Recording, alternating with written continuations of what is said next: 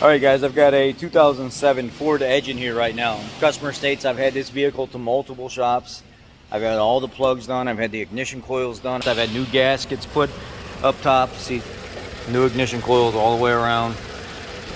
Rear ignition coils are all new too, all new plugs and stuff put in, but for some reason we can't find anything wrong with the wires. We can't find anything anywhere, and these shops that have been looking at this, they're not coming up with anything. So I brought it here to have you guys diagnose it. He was a little bit reluctant to come to the dealer because he didn't want to pay, you know, the extra $30 an hour.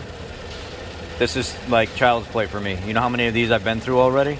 The 2007 to 2008, 2006 to 2008 Ford vehicles had an issue where the ignition coils would start to act up, the spark plugs would start to act up, and it would cause so much resistance, or so much, it would cause too much of an issue for the circuit, and it would fry the driver in the PCM. Let me show you.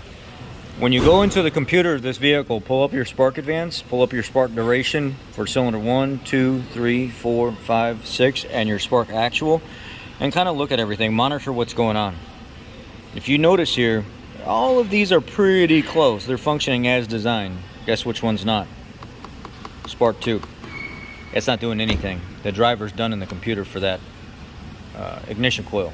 When you see this, and you verified everything else, and you've got all new components, you check your plug, you check your ignition coil, and then you replace the stuff like all these other shops have done, or whoever, however many shops you've been to. I heard it's several.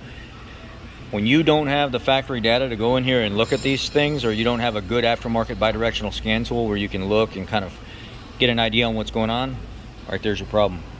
The driver is gone in this. So not only does it need a PCM according to the TSB, you're supposed to go through and put all new ignition coils and spark plugs in it as well. That's already been done.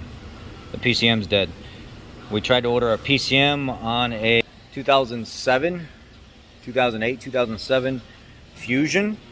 I think it was like, what, 6-7 months ago I put out that video where a customer came in and they didn't want any part of the repair because it was going to be $100 and some a coil, you know, $13, $14 a plug, plus a PCM, which we can't get. We had to get a good LKQ PCM out of Texas, and it would be about 2.5 to 3 hours labor because everything has to be manually programmed into this computer, and then you get to go through the steps of programming the keys, and then you get to do the final updating and stuff through the internet.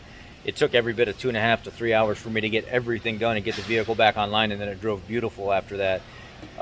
It's the same thing with this as well. I'll show you the TSB real quick. This is the old TSB, 13-4-17, 06 to 08 Fusion, 08 Taurus, 07 to 08 Edge, 06 Zephyr, 07 to 08 MKZ, MKX, 2006 to 2008 Milan, 2008 Sable. And basically you'd go through here, it says hook up to IDS. Do you have Missfire codes P0305X? X means whatever, 1 through 6. Yes, go to step 2, remove all ignition coils. Inspect the ignition coils and plugs for cracks or signs of heat-related damage. Do any ignition coils show signs of damage? Yes, they typically would. Replace the PCM. Inspect the ignition coils. They show signs of damage? Yes. Go to step 4. Replace the PCM. Step 5. Replace all 6 spark plugs on ignition coils. Even if the other ones are good, you do not reuse them. You replace them. They have an updated version of this as well, and it kind of walks you through.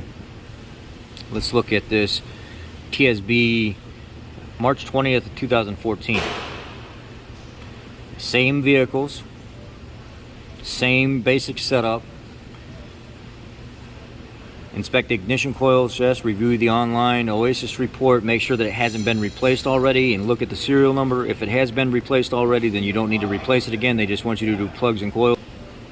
But basically the same thing. All they updated was they went through here and they show you the pictures and images of what you're looking for. Almost half the coils on these usually look like this. They're all burnt up and kind of wrinkled up like that. A lot of them are cracked like that. And then if you actually don't look at the TSBs and go to the GSB, so basically you're putting a PCM in this and ignition coils and spark plugs no matter what. They just updated it. So let's click out of that.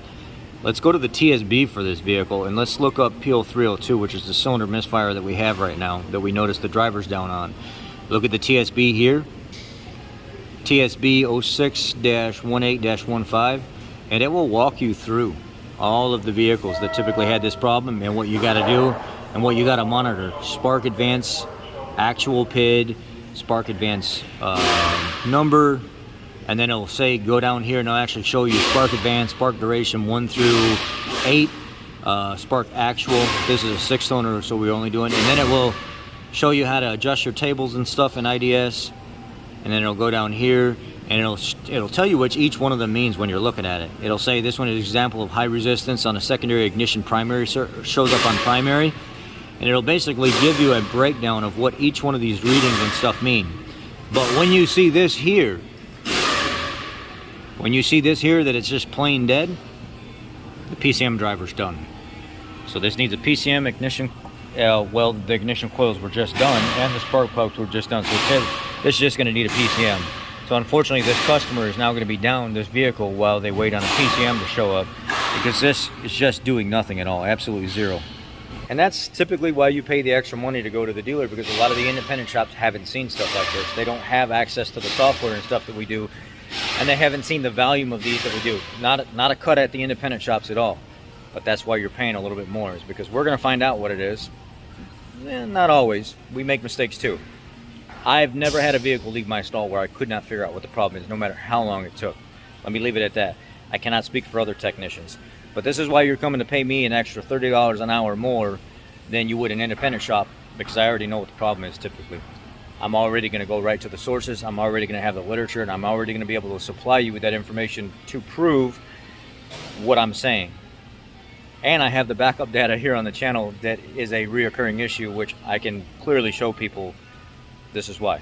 And I can let them watch the video and they can be like, oh, wow, you're right. That is an issue. I see what you're talking about now. I understand why this could have been easily misdiagnosed, because it's not easy to find this stuff a lot of times. And there you go. This needs a PCM.